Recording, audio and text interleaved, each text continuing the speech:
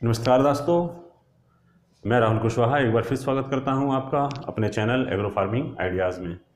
दोस्तों, जैसा कि आपको पता होगा, हमारा चैनल समय समय पर आपको पिगरी से रिलेटेड नई नई जानकारियां देता रहता है।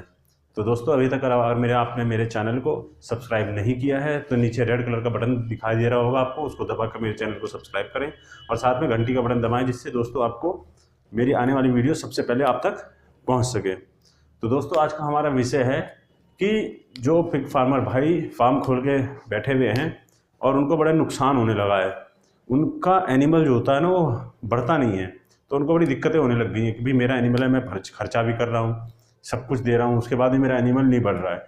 तो दोस्तों, उसके कई कारण होते हैं। एक तो ये कि आप उन्हें सही फीड नहीं खिला रहे, दूसरा ये कि प्रॉपर मेडिसिन यूज़ नहीं कर रहे, और जो सबसे बड़ा कारण होता है, हो सकता है आपकी जो ब्रीड है वही आपके पास अच्छी ना हो, प्योर ब्रीड ना हो, आपको किसी ने आपके साथ गलत कर दिया हो, इस वजह से आपको ब्रीड ना सही मिली हुई हो, या फिर आप अपनी जानकारी नहीं रखते थे उसके बारे में, इसलिए आपको वो ब्रीड गलत मिल गई हो। तो इसलिए दोस्तों, जानकारी जो ना बहुत ज़रूरी है ब्रीड के बारे में, उसके बाद ही आप ब्रीड परचेज़ करें। इसीलिए लोग कहते हैं ना कि ट्रेनिंग कर लेनी चाहिए आदमी को, ताकि उसे जानकारी रहे, ब्रीड का पहचान कर ले। तो अगर ट्रेनिंग करने से आपको ब्रीड की पहचान हो जाएगी। तो दोस्तों चलिए, वो अच्छी बात है, आपने ट्रेनिंग करी नहीं करी वो एक अलग इशू है। अगर नहीं बिगनर हैं, स्टार्ट करना चाह रहे हैं, तो आप ट्रेनिंग कर लें, ताकि आपको जानकारी रहेगी तो आप उसी हिसाब से अपना माल परचेज कर सकते हैं। तो हम अपने मेन मोटो पे आते हैं कि एनिमल जो है जो ग्रोथ नहीं करता, उसके लिए हम क्या कर सकते हैं। दोस्तों, सबसे पहले तो ये पहचान लेना आपकी, अगर आपकी ब्रीड अच्छी नहीं है तो फिर उसको आपको हटाना पड़ेगा, नया फ्रेश स्टॉक आपको अपने फार्म में डालना पड़ेगा। दूसरा ये है कि अगर स्टॉक आपका अच्छा है तो मैं आपको बताता हूँ आपको करना क्या है, स्टार्टिंग से बताता हूँ आपको। आज आपके यहाँ डिलीवरी होती है, मान लीजिए आज आपके यहाँ डिलीवरी होती है और पिगलेट्स आपके यहाँ हो जाते हैं। आपने करना क्या है, सबसे पहले उनके टीथ्स काटने हैं, दांत काटने हैं। अगर आपकी इच्छा है टेल भी काटनी है तो आप उसकी टेल भी काट सकते हैं। टेल काटने के लिए एक इलेक्ट्रिक मशीन भी आती है, और दूसरा सिंपल सा फंडा होता है, रबर बैंड आपको लेके उसके ऊपर टाइट करके चढ़ा देना है। 2-3 दिन में अपने आप बिना ब्लड निकले, बिना इंजरी हुए टेल जो है वो नीचे गिर जाएगी। अब आते हैं मेडिसिन पे। आपने करना क्या है, आपने मौसम देखना है। अगर सर्दी का मौसम है, दिसंबर जनवरी में अगर बच्चा हो रहा है, तो आपने उसको आयरन नहीं देना है, क्योंकि उसमें मौसम ठंडा होता है और वो भी ठंडा होता है। इसके अलावा 10 महीने में अगर आपका बच्चे की डिलीवरी होती है तो आप उसको 1 ml इन्फ्रॉन इंजेक्शन की 1 ml दीजिए। आप उसे गर्दन पे भी दे सकते हैं या फिर उसके पीछे पट पे भी दे सकते हैं, आयरन की, जिससे कि उसके अंदर आयरन की कोई कमी हो तो वो पूर्ति हो जाए। उसके बाद आपको चौथे दिन क्या करना है, आपको एक विटामिन का बॉयल आती है, उसको आपको उसके मुंह में 1-1 ml देनी है 3 दिन कंटिन्यू। विटामिन जो होगी वो ABCD चारों विटामिन होंगी, वो आपको उसके मुंह में देनी है, ताकि उसके अंदर ताकत बनी रहे। इसके बाद आपको रिपीट, जो आपने इन्फ्रॉन लगाया था वो रिपीट आपको 10वें दिन करना है, उसके बाद 20वें दिन करना है। मतलब कि 20 दिन में आपको 3 बार उसको आयरन दे देना है, विटामिन आपने उसको दे ही दिया है। इसके बाद वो दूध के साथ साथ उसको फीड भी मिलती रहेगी। जब बच्चा 2 महीने का होकर आपका अलग हो जाएगा, तो 2 महीने का जब आप उसको बच्चे को अलग करेंगे, उसके 5 दिन बाद आपको उसको डिवॉर्म करना है। जी दोस्तों, उसको आपको डिवॉर्म करना है। डिवॉर्म करने के बाद 2 दिन कंटिन्यू उसकी डिवॉर्मिंग चलनी है, और उसके बाद आपको उसको 3 दिन कंटिन्यू लिवर टॉनिक देना है। लिवर टॉनिक आप जो भी आपको इच्छा करे वो दे सकते हो, और डिवॉर्म भी आप उसमें कर सकते हो। कई तरह के डिवॉर्म आते हैं, मैं नाम नहीं लूँगा यहाँ पे, क्योंकि बहुत सारी चीज़ें होती हैं जिसकी वजह से मैं नाम नहीं ले रहा हूँ यहाँ पे।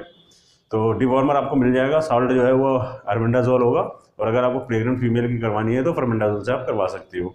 इसी तरीके से आप विटामिन भी ले सकते हो, मार्केट में कई तरीके मिलते हैं, मल्टी स्टार मल्टीविटामिन है, और भी तरीके की काफ़ी चीज़ें आपको मार्केट में मिल जाएंगी, तो आप वहाँ से परचेस करके उसका यूज़ कर सकते हो। अब क्या करना है आपको, जिसको आपको फैटिंग करना है, मतलब कटिंग के लिए माल आप तैयार कर रहे हैं, जिसको आपको उसको तैयार करना है, उसको आपको विशेष ध्यान देना है। दोस्तों, आपको हर 20वें दिन, अगर आप वेस्ट पे अपना काम कर रहे हैं तो हर 20वें दिन आपको डिवॉर्म करना है। दोस्तों, ध्यान देने वाली बात है, अगर आप अपने एनिमल को होटल वेस्ट खिला रहे हैं तो आपको हर 20वें दिन में एक बार डिवॉर्म करना पड़ेगा उनको, और 20वें दिन में 2 दिन कंटिन्यू उसको डिवॉर्म करना है, 20वें और 21वें दिन, और 22वें, 23वें, 24वें दिन 3 दिन कंटिन्यू आपको उसको लिवर टॉनिक देना है। तो ये रिपीट करते रहेंगे तो आप अपने आप पे देखिएगा आपके एनिमल में जो ग्रोथ है, जो अगर एनिमल आपका 10 महीने, 11 महीने या 1 साल में तैयार हो रहा था, वो सरते आपका एनिमल 8 से 9 महीने में तैयार हो जाएगा। तो मेडिसिन का खास ध्यान देना पड़ता है दोस्तों इस चीज़ के अंदर, कि आपका एनिमल अगर नहीं बढ़ रहा है तो हम क्या किया जाए। तो आप इन मेडिसिन का यूज़ करिए, और जो मैंने आपको बताया इस तरीके से फॉलो करिए, रिजल्ट आपको अपने आप मिल जाएगा। और अगर आपकी ब्रीड ही बेकार हुई तो फिर तो उसमें मेरा रिजल्ट भी कोई काम नहीं करेगा, क्योंकि कई बहुत से लोग होते हैं वो दोगले एनिमल मिल जाते हैं, उनको ला के रख लेते हैं, या ओरिजिनल नहीं होती है ब्रीड तो दिक्कत हो जाती है, उनकी ग्रोथ टाइमिंग में फ़र्क पड़ जाता है। तो इसलिए ओरिजिनल ब्रीड लेके आइए। और आजकल क्रॉस ब्रीड भी आ रही है। क्रॉस ब्रीड का मतलब ये नहीं होता दोगले हो जाते हैं। क्रॉस ब्रीड आजकल बहुत अच्छी अच्छी तैयार हो जा रही है, जो यॉर्कशायर है, लैंडरेस है, ड्यूरोक है, इस तरह की जो ब्रीडें हैं इनको मिक्स करके जो ब्रीड तैयार की जा रही है उसको दोगली ब्रीड नहीं कहते, उसको क्रॉस ब्रीड कहते हैं। तो वो बहुत से लोगों को बताया जाए ना कि क्रॉस ब्रीड है तो बोलते हैं दोगली हो गई। नहीं, ये सब बाहर की ब्रीडें हैं, ये अपने यहाँ की ब्रीडें नहीं है। दोगली ब्रीड वो होती है जो इंडियन ब्रीड को विदेशी ब्रीड से हम करवा देते हैं तो उसे दोगली बना दिया जाता है, वो दोगली हो जाती है। लेकिन ये जो अगर हम बाहर की ब्रीड है, सब इंपॉर्टेंट ब्रीड है, बाहर की ब्रीड है, अच्छी हाइब्रिड है, इनको अगर हम आप करते हैं तो क्रॉस ब्रीड तैयार होता है। इनके एनिमल भी काफ़ी हैवी हो जाते हैं हमारे, जितना कि अगर यॉर्कशायर कर रहे हैं हम। हालांकि मोस्टली अपने देश के अंदर यॉर्कशायर ही सबसे ज़्यादातर पाली जा रही है। झारखंड वगैरह चले जाइए आप, उधर जाके अपना झारसूग वगैरह है, TND वगैरह ये पाली जा रही है।